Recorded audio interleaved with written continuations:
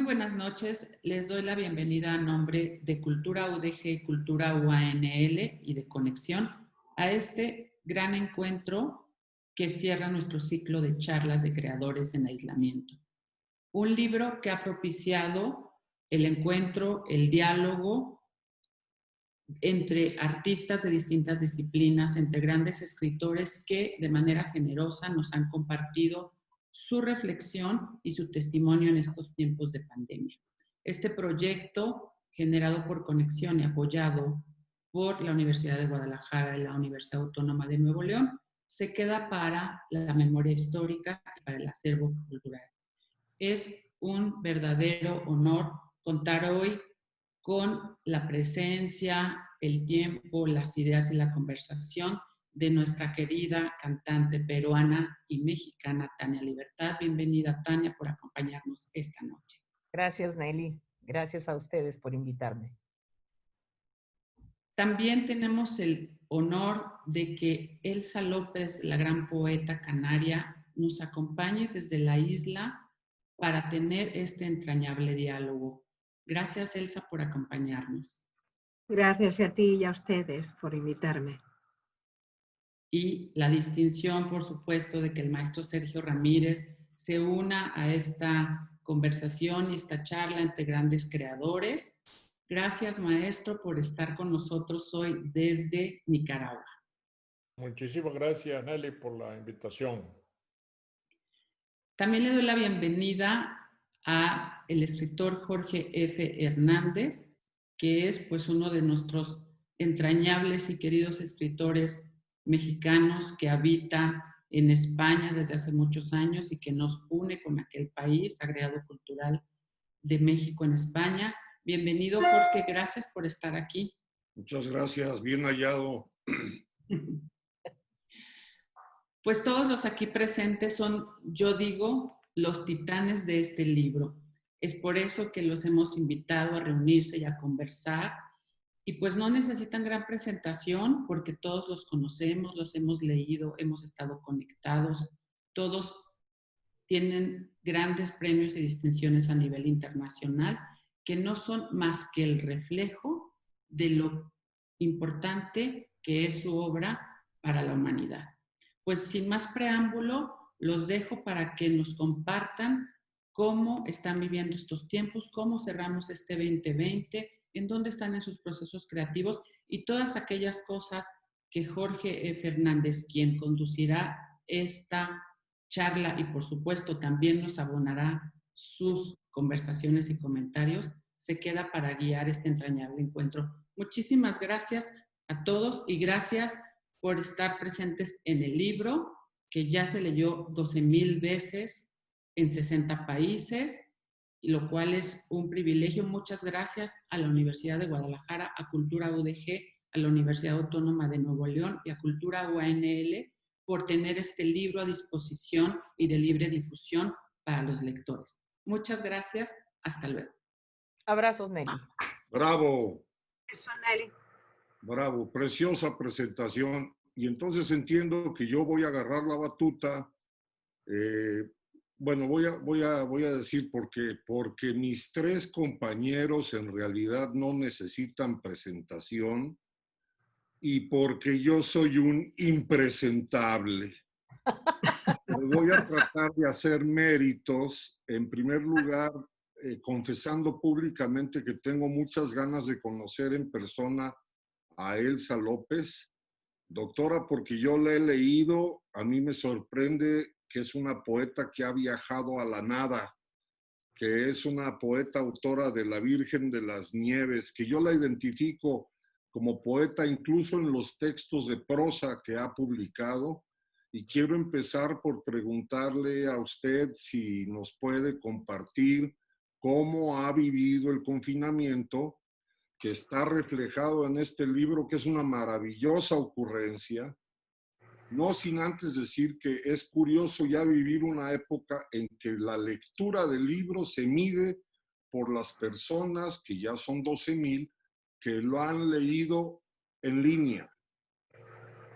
Cuando escampe la peste, ya veremos los que quieran el ejemplar en propia mano para que se los firmemos. Por lo mismo, celebro estar tan cerca de Sergio, de Tania, de Nelly, de todos los que nos escuchan y ven, ahorrándonos el trajín del avión, los viáticos y los hoteles. Y aunque haya diferencias de horario, estamos todos en un mismo instante juntos. Yo creo que eso lo entiende muy bien la poeta. Así que vamos a empezar por Elsa, por favor. Ay, yo tengo que contar una historia respecto de la época del confinamiento, la época más dura, el comienzo del COVID. Y tengo que contar algo que suelo decirlo porque me extraña a mí misma. Yo dejé de leer, no me gustaba leer, me sentía tan mal, tan aislada, con una sensación de impotencia tan grande, que ni la lectura me ofrecía consuelo. Me llené de libros, fui a buscar libros incluso que había leído en mi juventud, a ver si retomaba un poco ese camino de lectora, pero tengo que confesar que no pude. Algo me ocurrió dentro que me impedía leer. En cambio, escribí mucho. Escribí un nuevo libro, un libro que, bueno, todavía no tengo el título muy claro, es La herida, caminar por la herida, los nombres de la herida, no lo sé, pero sí sé que es una herida lo que yo sentí en aquellos días terribles cuando todo esto era una novedad para nosotros, ¿no? La palabra confinamiento, la palabra aislamiento. Antes has dicho lo de peste, ciertamente, los que tenemos ya una edad, ¿no? Asociamos todas estas epidemias con nuestras peores lecturas de juventud. Es decir, La peste fue un libro que a mí me impresionó mucho. Tenía pesadillas a veces, yo soñaba cosas extrañas, como que no encontraba las maletas en un aeropuerto, como que me perdía, ¿no?, entre una multitud de gente. Yo nací en África y estuve yendo a África hasta los 18 años y trabajé en un hospital un verano. Y asociaba todo aquel horror que viví en aquel hospital, ¿no?, donde la miseria era lo peor que se podía contemplar. Y entonces fui mezclando todas aquellas sensaciones, incluso con una parte triste de mi infancia, y el libro me salió así. Yo escribí durante todos aquellos días, y bueno, luego voy corrigiendo, pero lo que es el grueso del poemario me salió durante el confinamiento. El confinamiento fue una etapa para mucha gente de creación, yo creo. Gente que se encontró consigo misma, se encontró sola en su casa, ¿no? Sin poder salir, sin poder hablar con la gente. Bueno, a través de este sistema que a mí nunca me ha gustado porque me cuesta incorporarme a estas tecnologías. Pero sí sé que ha habido gente que ha compuesto, amigos músicos, amigos escritores, amigos pintores. El que es creador, yo creo que en ese momento le asaltó la sensación de finitud, ¿no?, de que algo podía suceder, que cuando hay una catástrofe uno reacciona a veces de esa manera.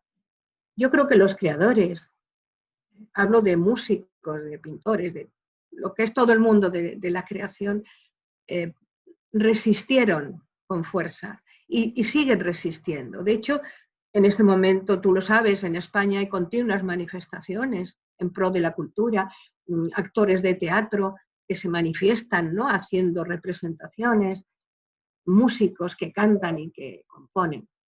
No lo sé.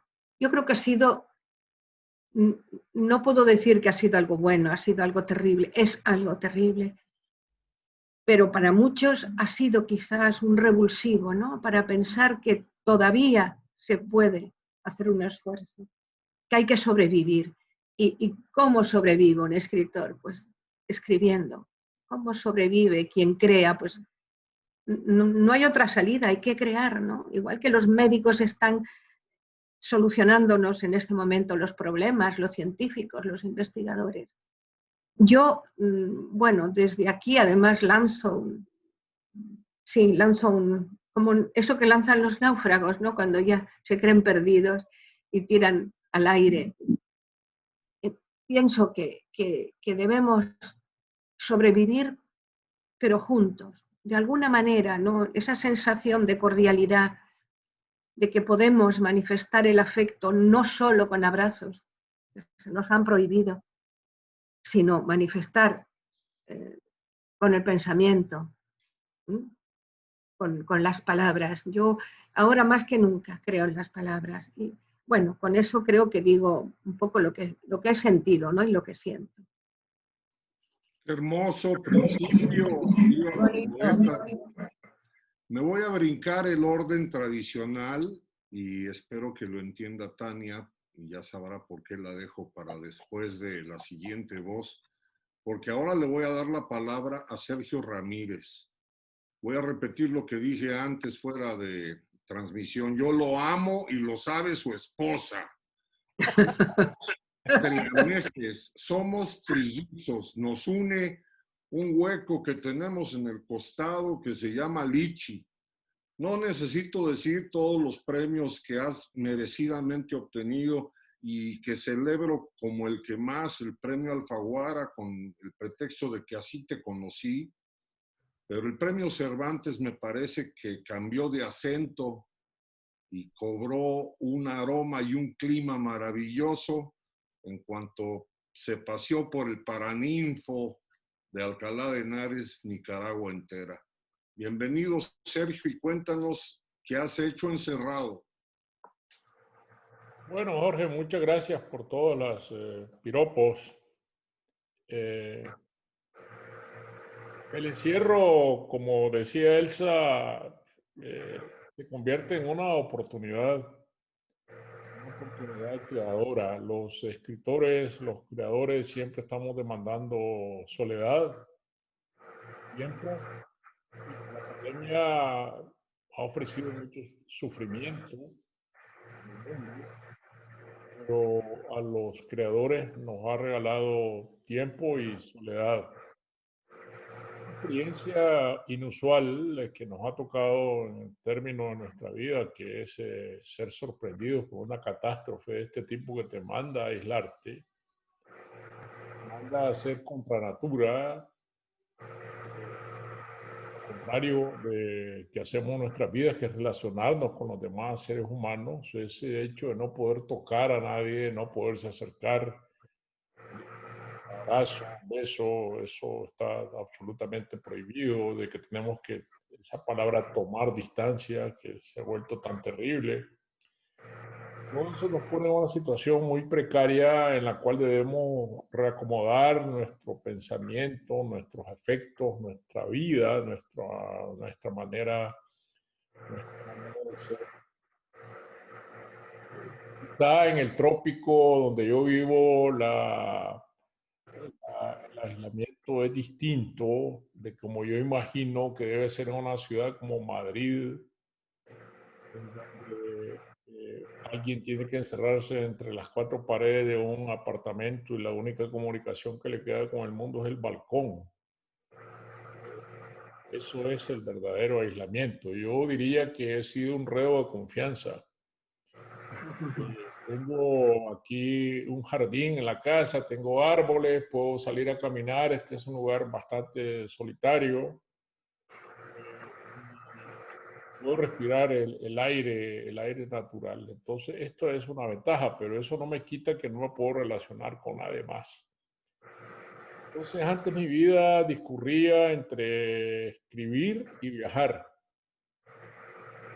Yo creo que viajar ha dejado de ser un accesorio para los escritores y se ha vuelto parte de su propia naturaleza. Esto de recorrer larga distancia, asistir a congresos, a presentaciones de libros, a festivales. Entonces esto a mí me tomaba la mitad del año, prácticamente. La otra mitad pues la dedicaba a escribir. Yo soy de los escritores que no puede ejercer su oficio en los aeropuertos, en los aviones. No puedo entregarme a la provisionalidad y tengo que hacer mi trabajo en esto que estamos llamando la soledad, el aislamiento. Y por tanto, para la escritura es tiempo perdido, pero yo entiendo que la escritura gana con la exposición de los escritores al público, que es parte del oficio. No hay escritor sin lectores, y los lectores se van ganando también no solo a través de lo que uno escribe, sino de cómo se va relacionando con los lectores y además las relaciones con los otros escritores, que para mí es una gran cofradía pertenecer a este gremio. Los escritores es pertenecer a una gran cofradía, encontrárselos por todas partes. Y eso también llena mucho la vida del escritor. Bueno, ahora yo tengo muchas horas para escribir en la mañana, en la tarde, y hay que cuidarse de que esto no se vuelva ya un vicio, ¿no? Porque no tienes otra cosa que hacer. El otro asunto que creo que me ha beneficiado el aislamiento es reencontrarme con mis libros. Porque bueno, uno vive rodeado de libros, los escritores siempre que aparecemos en pantalla tenemos libros detrás, ¿no? No tenemos que recurrir a algo que vi el otro día o leí de que ahora venden unos telones o biombos con libros pintados y que hay gente que los pone detrás para dar el pantallazo de que vive entre libros. No, estos libros aquí han estado siempre van creciendo. Las bibliotecas tienen una vida propia, personal. Entonces, esto del reencuentro con los libros es porque he tenido tiempo de volver a mis libros, tocarlos, examinarlos, reordenarlos, y entrar en ese universo de nuevo que a veces se vuelve un poco ajeno porque vas pasando enfrente de los libros, vas acumulando otra cosa que no he comprado más libros. Parte del gusto de viajar es entrar a las librerías, que en Managua no las hay, grandes librerías, entonces entras en las grandes librerías en Madrid o en México, donde quiera que vayas, y vienes aprovisionado de libros. Entonces me he quedado con mis viejos libros y he podido reencontrarme con ellos. Esto lo veo pues yo también como una ventaja. No sé cuándo vamos a salir de esta situación. La vacuna ya la están probando, pero a mí no me dice nada que vacunen a la reina de Inglaterra si la vacuna va a ser efectiva o no, porque esa señora es inmortal.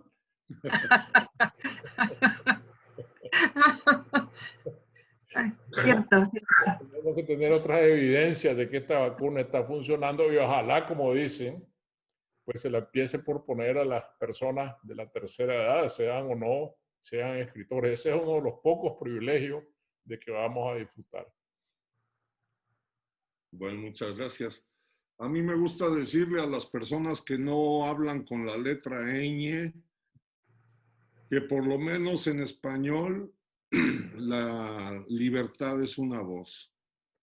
Nos has acompañado durante este confinamiento a mis hijos y a mí en varios videos que estás grabada cantando y también en las grabaciones que tienes colgadas en la red. Y esa es una ventaja de que ahora se puede oír toda la música del mundo y no hay motivos, digamos, para el aburrimiento. Tiene razón Sergio y Elsa ya lo apuntaba. Nosotros los que nos dedicamos a leer y escribir, hay una trampa en esto, que es que, por ejemplo, yo aproveché para leer Guerra y Paz y me la pasé fenomenal en otra época y en otro escenario. Y lo que me dio tristeza es saber que hay muchas personas que no leen y que no tienen eso como un salvoconducto para sobrevivir el confinamiento. Yo me pregunto si tú te la pasaste cantando, Tania. Pues mira, sí, sí, pero digamos, primero déjame abrazar y saludarlos a todos. De verdad que me siento privilegiada de estar, digamos, participando en esta mesa hablando de este tema, ¿no? Con mi querido Sergio, a quien conozco desde hace muchos años y lo abrazo hasta Nicaragua, a Elsa López, que no he tenido la suerte de conocer personalmente, pero nos queda tiempo. Espero que la pandemia nos dé que que acabe pronto y podamos tener estos encuentros que a mí me encantan con nuestros queridos escritores, poetas, y tú lo sabes, querido Jorge, porque hemos estado varias veces en bohemias y tertulias y cosas que a mí desde muy joven he tenido la suerte de que el destino me ponga en las mesas de poetas y de escritores y de gente pensante, de gente sabia, y me ha enseñado también a guardar silencio frente a ellos para aprender. Eso es algo que desde muy jovencita decidí hacer. No hablar cuando tenía una persona sabia enfrente. Ahora tengo a 3 sabios enfrente. Entonces voy a remitirme a decir nada más lo que he sentido un poquito, lo que he hecho. Para mí, esta pandemia, pues lo que me produjo fue una sensación de libertad increíble, porque era despertarme cada día sin tener ese hoyo en el estómago, esa angustia que te produce la responsabilidad de tener que ir, aunque sea a un programa de radio, o de tener que sientes como 15 minutos antes de entrar a un escenario. Es un miedo que es indescriptible, porque te enfrentas a un público vivo, a un público a veces que tienes que conquistar, porque yo soy un artista que no se impuso ni a través de la radio ni de la televisión. Soy un artista que he labrado mi camino a través de los conciertos presenciales, ¿no? La gente me ha conocido directamente así. Estuve como 7, 8 años aquí en México, por ejemplo, cantando en escuelas, en cárceles, en reclusorios, en hospitales, dando 2 conciertos por día y para públicos pequeños. Y siempre he tenido el mismo miedo. Y también después ya he cantado en, digamos, en escenarios más amplios, más grandes, para 10,000, para 40,000 personas. Me acuerdo que canté en la Feria del Libro de Buenos Aires con Caetano Veloso y eran 40,000 personas oyéndonos. Se siente el mismo miedo que uno siente cuando está ante 2 personas o ante 100. Eso me dio una sensación. He vivido unos 10 meses porque yo estaba festejando mis 40 años de vida en México, y yo llegué en el año 80 aquí a México. Estaba festejando este año y ya había dado entre enero y febrero de este año como 15, 16 conciertos, que los conciertos se llamaban Tania, 40 años de libertad en México. Y los tuve que parar en seco y quedarme en casa, y, y empecé a disfrutar. Tengo una casa también muy grande, una casa que se construyó para mis necesidades, y soy una mujer muy controladora. Por lo tanto, desde mi recámara se oye todo, se huele todo, sé lo que están cocinando, sé lo que está sucediendo, todo, conozco cada sonido, cada pisada que se da en mi casa. Y tengo aquí en la parte de abajo mi estudio de grabación, que lo he ido haciendo cada vez más profesional hasta que ahora ya tengo un estudio de grabación envidiable realmente. Me he preocupado de comprar los micrófonos vintage con los que yo grababa desde niña, porque yo empecé a grabar discos a los 9 años de edad. Entonces he ido haciendo una colección de micrófonos vintage. Con cada ahorro que hacía, iba y compraba Entonces, tengo aquí y mi hijo es mi ingeniero de grabación. Él estudió aquí unos años y también estudió en Barcelona. Entonces, tengo mi taller aquí de creación y me ha servido todo esto para completar los discos que uno va dejando inconclusos porque pues que las giras, que el trabajo. Tenía un disco a medias con Sabo Romo, un estupendo rockero de miembro de la banda Caifanes. Ya hicimos 5 canciones, ya lanzamos 2 a dúo, lo hice cantar, no tocar el bajo. Y y estoy haciendo mi homenaje a Violeta Parra, por ejemplo, que lo quería hacer desde hace mucho tiempo. No he podido grabar mi homenaje a Chabuca Granda, que Chabuca, si viviera, hubiera cumplido 100 años este año. Pero me pidieron un disco de ella con mariachi. Pues, con la pandemia no iba yo a meter un mariachi aquí en mi casa, ¿no? Va a estar un poquito difícil, pero imagínate. Pero, a mí me ha servido para eso, para relajarme. Es más, se me nota hasta en la cara. Yo soy una mujer como muy intensa, como muy preocupona, como muy regañona, como muy perfeccionista. Y entonces estoy totalmente relajada, me siento bien, he experimentado una libertad que no la voy a dejar ir así nomás, ¿no? Entonces, pues creando también dentro de la música, creando nuevas formas de ritmos y no sé, sí extraño, no tanto el gran escenario ni el gran aplauso, extraño la bohemia con mis amigos, que ya sabes que a mí me encanta eso de juntarme con ellos y de cantar y de platicar. Eso sí lo extraño bastante, ¿no? Pero me siento bien, me he sentido bien, no nos ha dado COVID aquí a la familia, a ninguno de nosotros.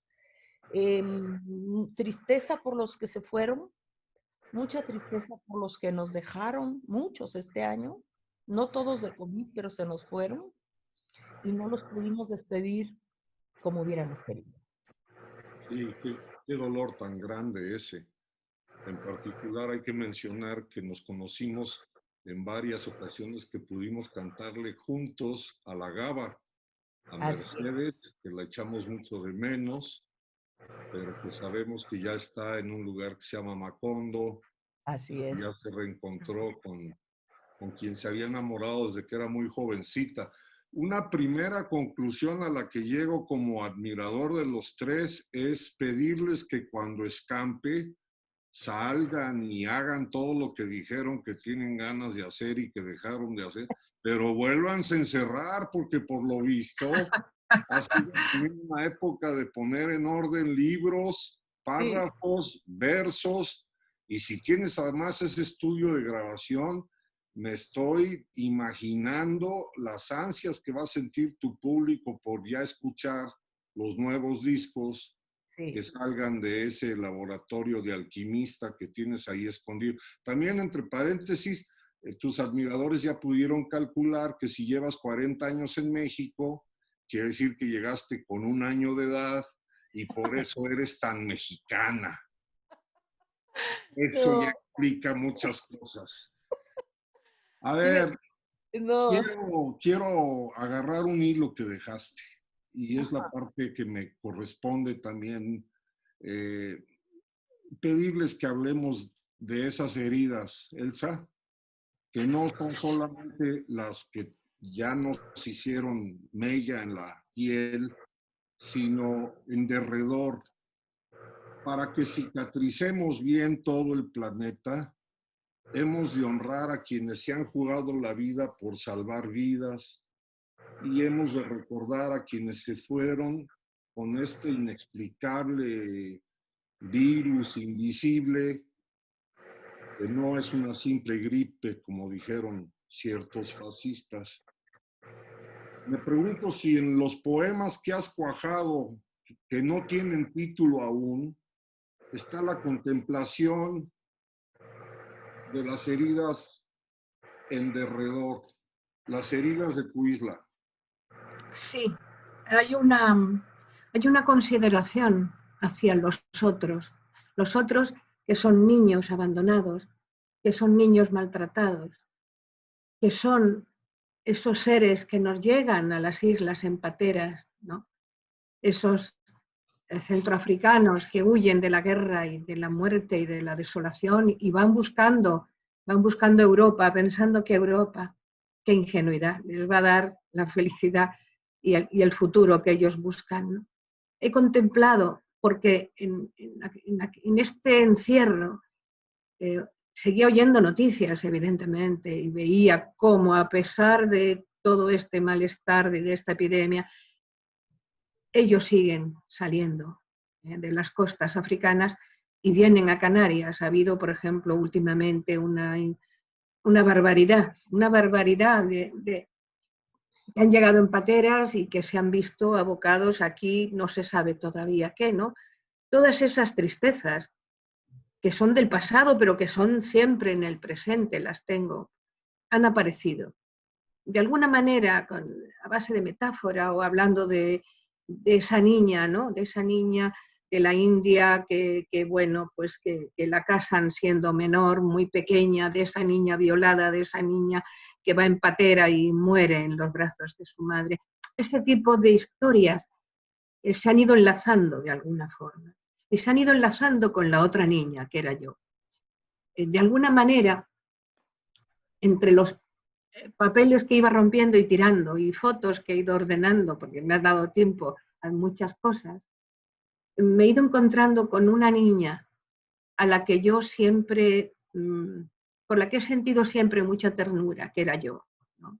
Una niña que se sintió en algún momento abandonada, que se sintió también sacrificada o maltratada.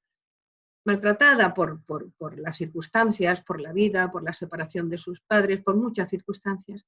Y en ese momento todo eso se fue envolviendo de una forma a base de metáforas, de palabras. Siempre hablo de las palabras. Hace poco decía en un artículo que yo el día que no tenga palabras prefiero morirme, ¿no? Ese día que se me borren las palabras, que yo intente recordar un nombre, una fecha o simplemente una palabra para pronunciar algo y no encuentre las palabras, yo quisiera morirme, ¿no? Creo que es el fin de las personas. Pues bien, lo que he intentado es poner palabras al dolor, porque el dolor de los demás, cuando tú ves cómo la gente como esta epidemia, la palabra es epidemia, ¿no? Como la gente, el COVID llegará un día que no significará nada. Hay que hablar de epidemia, ¿no? Porque la palabra epidemia se traduce en enfermedad, en horror, en muerte. Entonces, cuando tú sabes que eso que está ahí fuera, en la calle a la que tú no sales, o sales ya con la prevención transfigurada por una máscara que no te ve, que nadie ve si sonríes o hablas o lo que sea, o lloras, porque eso no se nota, el dolor ni el llanto, en ese momento, tú trasladas el dolor del entorno, lo trasladas a los libros. O cuando lees, ves reflejado el dolor en algunos textos, porque la literatura tiene eso, que tú ves en la literatura reflejado lo que está sucediendo, ha sucedido otras veces. Y otras veces se ha contado, y otras veces se ha llevado ha habido alguien que lo ha sentido y lo ha escrito y lo ha pronunciado. Y de repente encontrarte con un libro donde tú vas viendo eso, la desolación, las enfermedades, cómo los países se van diezmando, ¿no? Por culpa de eso, de una epidemia o de una guerra, porque en el fondo las guerras también son epidemias, son virus malditos, y los que echan esa epidemia. Tú has dicho antes la palabra fascista, ¿no? Me impresiona oír, porque ya no se usa, entonces, como mi generación, mi generación la usó mucho además. Me doy cuenta de cómo sigue funcionando un mundo donde el poder, el dinero, las armas siguen teniendo la fuerza para condicionarnos, ¿no? Y no nos permite explorar sobre el dolor, explorar sobre la miseria de los demás. Eso me preocupa y me preocupa mucho. No es que haya hecho falta el COVID para que yo lo viera claro, lo tengo muy claro desde que era joven, pero sí que creo que voy a hablar de escritores, que es el mundo con el que me relaciono más, cómo los escritores, lo acaba de decir Sergio hace un momento, cómo el escritor encuentra en la lectura, no solo en su escritura cuando lo cuenta, sino cuando lo cuentan otros escritores. Iba a decir un paño de lágrimas, es una frase, pero es verdad, donde el dolor se disuelve de alguna manera, porque es como un espejo donde el escritor se contempla. Hablaba de Guerra y Paz, me parece que sí, Guerra y Paz, Sí. ha dicho eso. Es que yo cumplí con leerla. Ah, claro. Y al volver a leerla, se ve todo de otra manera y te das cuenta de que las cosas se reproducen con una constancia histórica extraña y maldita, claro. Esa es la cuestión, ¿no? En cualquier caso, cuando nosotros, los que hemos hablado aquí hoy, parece que estamos tan contentos de haber sido enclaustrados porque eso nos ha permitido trabajar. No quiero que se entienda como una alegría, porque el dolor y el padecimiento de los de alrededor no me ha dejado sentir esa alegría. Pero sí que puedo decir que me ha fortalecido. Eso sí lo puedo decir. Es importante. Quiero aprovechar para pegar una hebra y le preguntaría directamente a Sergio Ramírez. Yo desconozco si el poeta Darío le tocó vivir hace un siglo alguna situación que lo motivó a escribir algo sobre peste, cólera o confinamientos. Yo creo que la peste española, lo que se llamó la peste española, ya no le tocó a Darío, que fue digamos, la gran peste que inauguró la desgracia del siglo XX. Él regresó a Nicaragua a morir al estallar la Primera Guerra Mundial, embarcado en una serie de conferencias que se supone iba a dar por América Latina, hablando de la necesidad de la paz, pero ya venía muy mal y eso fue en 1915, él murió en 1916 y ya no No le tocó. pilló la peste española. Española, sí. Además dicen que España tuviera nada que ver, pero en fin, ¿no? Pero bueno, él vio venir la Primera Guerra Mundial que llegó a ser una catástrofe tan grande como la propia peste española. Se juntaron dos grandes catástrofes entonces.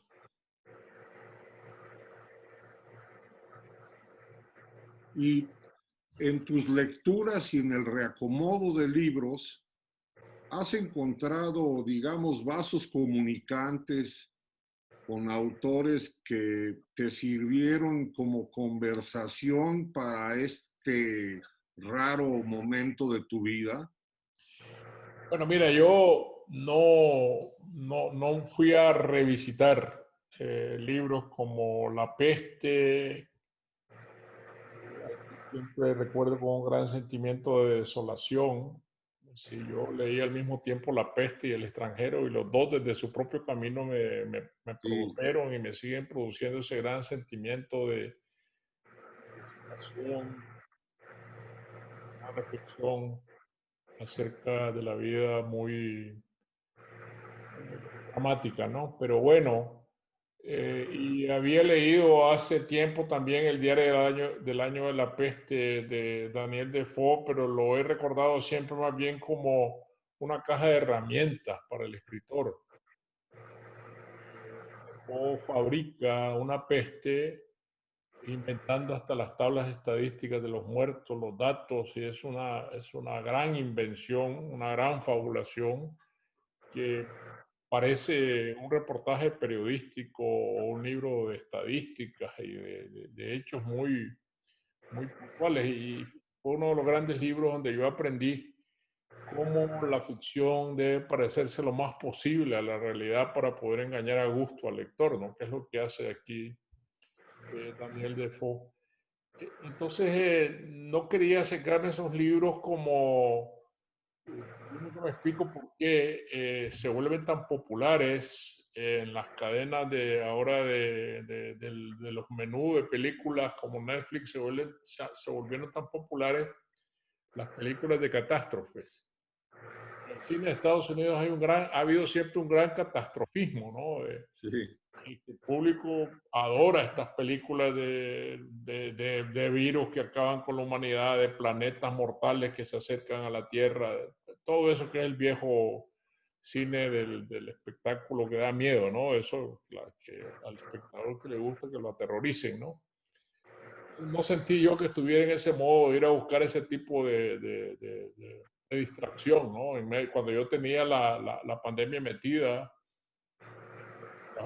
era más íntima de mi propia existencia, ¿no? Y me estaba rodeando, amenazando y viendo cómo alrededor mío, allá por mayo, junio, iba recibiendo todos los días avisos de la muerte de amigos, que otro amigo estaba muy grave, amigos que se morían y no podía ir al funeral. Eso es lo verdaderamente dramático. ¿Para qué lo iba a buscar en una pantalla de televisión? Entonces, sí volví a leer eh, el de Camerón, de Boccaccio. Claro. Boccaccio buscó el hilo dorado de la peste y ir a fabular sobre la peste, a distraerse de la peste y a escribir unos cuentos que nada tienen que ver con la peste. La peste es anotada como apuntada en el libro al principio para que se sepa qué provoca el éxodo de estos jóvenes que se van a una finca cercana a Florencia a pasar la peste. Pero es un libro muy celebratorio de la vida. Eso es lo que tiene el de Camerón. Celebrar la vida, la sensualidad de la vida, la compañía, la cercanía de la gente, sobre todo la juventud, ¿no? Y es un bien perdido, por otro lado, con el cual nada tiene que ver la pandemia. Pero por eso volví a las páginas del de Camerón. Qué maravilla. Yo también pensé inmediatamente en Boccaccio y lo pongo de ejemplo para los que no lo han leído, para que vean una especie de antídoto previo a la vacuna sería distraernos lúdicamente con esa bacanal. También pensaba yo que hace 40 años, casi exactos, un hombre al que nunca hay que recordar su nombre mató a John Lennon. Para conmemorar el aniversario, su hijo Sean, que es hijo de Yoko y de John, grabó una nueva versión de una rara canción de Lennon que nadie se sabe, que nadie ha escuchado, porque todos hemos oído las famosísimas. Imagine es una de ellas. Pero el hijito decidió grabar Isolation, que es una especie de testimonio del aislamiento. Se sabe que para los 5 primeros años de vida de Sean, John Lennon dejó de grabar y de componer, aprendió a hacer pan, se dedicó a releer libros viejos, nada nuevo, dejó de tocar la guitarra y hasta que se le ocurrió que ya había cumplido ese papel de padre de tiempo completo, se le ocurrió salir del aislamiento y escribe Isolation. Lamentablemente la graba y luego viene el orate que lo asesina, ¿no? Me llama la atención que el hijito eligió esa canción como emblemática para este año. Me pregunto si tú tienes una canción, Tania, en particular que te haya rondado la cabeza durante estos meses como una especie de, no himno, pero sí soundtrack del aislamiento. Ya, casualmente, nosotros, hablo de nosotros porque fue cómo empezamos el proyecto Sabo y yo para cantar a dúo. Escogimos una canción que me llegó hace como 4 años de un compositor peruano, Carlos Otero, donde no, por supuesto, hace 4 años no se ni imaginábamos que íbamos a vivir esta situación, ¿no? Y la canción tiene por nombre Las Esperanzas y la tenemos grabada desde hace 2 años y medio, más o menos, en esta cosa de que como ambos teníamos mucho trabajo, muchas giras, muchas presentaciones y compromisos, nos hemos tardado mucho en hacer este disco, pero esa fue la primera canción que grabamos. Y esa canción es como un retrato de la situación que estamos viviendo, ¿no? Dice, ando recolectando las esperanzas de los que no supieron esperar. Ando detrás de un día que ya ha partido, buscando señales para no volver atrás. Busco ordenar sucesos que nos dolieron. Tengo una lista larga sin terminar. Busco al capitán de nuestro naufragio, al salvavidas roto de la soledad. Es un pedacito. ¡Qué bárbaro! Oye, dedícate a Imagínate, eso. ¿eh? Dedícate a eso. ¡Qué maravilla! Tú deberías cantar profesionalmente. Tendría mucho ¿Eh? futuro, tanto, ¡Qué tanto. ¡Qué belleza! barbaridad! ¡Qué ¡Qué barbaridad! Que deje lo que Se me sea. ocurre que es la antesala perfecta para ir acercándonos a un posible cierre, pero en Sí. ese cierre, aunque por supuesto, ya lo dijo la voz de la libertad, tienen absoluta libertad de decir lo que quieran ahora, pero les pido si quieren contestarme a lo siguiente. Una vez que nos confirmen que ya no hay contagio posible, una vez que sepamos que han podido vacunar incluso a los desposeídos, que hayan ya vacunado a la tercera edad completita y a los niños y a las maestras, quiero preguntarles, ¿qué cosa se les antoja hacer de primer impulso de despertar y a dónde les gustaría viajar? Elsa. Pues yo tengo un sueño que no cumplí hace años, fui a Argentina. Yo quería ir a la Patagonia y quería además ver aparearse las ballenas. Fui a la Patagonia, pero las ballenas no aparecieron por ningún sitio. Me quedó ese desconsuelo. Yo sé que es una tontería, pero es como un sueño infantil porque me gustan mucho las ballenas, me dan mucha sensación de fortaleza y de libertad. Y me gustaría volver otra vez a Argentina, ir a Buenos Aires e ir al sur. Bueno, yo siendo cetáceo, en nombre de mi familia prometo organizar algún tipo de encuentro con una tía mía o algo así para que puedas presenciarlo y nos vemos en la Patagonia. Sergio Ramírez, dime tú qué se te antoja y a dónde vas a ir. Mira, eso es una escogencia, no es tan sencilla, ¿no? Para el que está preso, la libertad no haya para dónde agarrar, ¿no? Pero bueno, yo tengo un viejo compromiso ya pospuesto 2 veces, de ir a La Palma, Sí, señor. en las Canarias, y tengo que cumplir ese compromiso. Además, solo he visto he estado en Las Palmas, he estado en Santa Cruz, he estado en La Gomera, pero en La Palma nunca he estado, de manera que ahí me están esperando. Ese me parece que es el primer viaje que voy a hacer. Bueno, entonces Hay un el congreso rito de internacional apareamiento que ahí voy a hacer en que ha el celebrado ya 2 años sin ausencia mía, entonces me han invitado y es ahí donde quiero volver. Ir. Sí, sí. Allí nos vemos.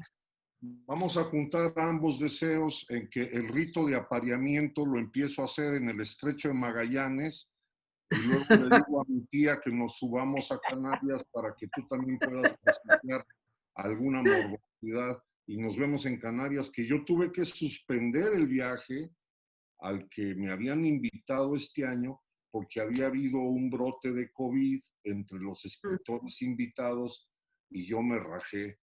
Y falta Tania, Libertad. Yo, Dinos, yo pues ¿qué se te antoja hacer en cuanto ya no haya peligro de contagio alguno? quiero ¿Y a ir, dónde quieres ir?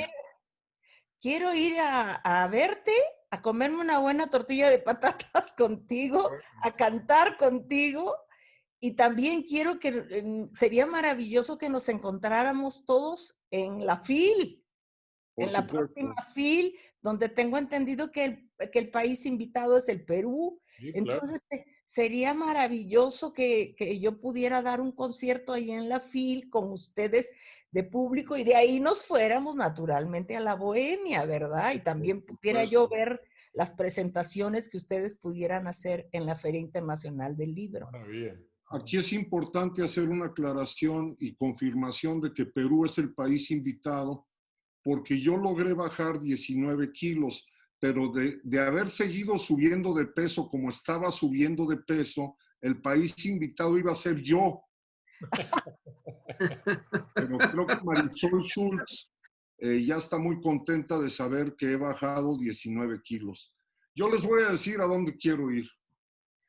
Quiero ir a Nicaragua, porque van ya 2 veces que no he podido ir, primero por una demencia ajena que impidió la celebración del festival más entrañable de esa región, que se llama Centroamérica Cuenta, y que me hiciste honor de invitarme, Sergio. Y yo quiero ir y quiero conocer tu tierra. Pero de ahí quiero brincar a Canarias, que quedé en deuda, y luego me regreso para esperar que llegues, Tania. Pero lo primero que quiero hacer es abrazarlos a los 3, y a Nelly, y a todas las personas que hicieron posible un libro que no hemos podido oler, tocar, recargar en la almohada, y que sin embargo lo hemos podido leer como un apapacho que viene del náhuatl, que es abrazo del alma. Les agradezco muchísimo que me hayan permitido estar con ustedes y nos veremos muy pronto. Gracias a ti, Jorge. Gracias. Gracias. Gracias, Sergio. Gracias, Elsa. Un beso a todos. ¡Ay, Beso. qué alegría! Gracias. Teneros tan cerca, tan cerca.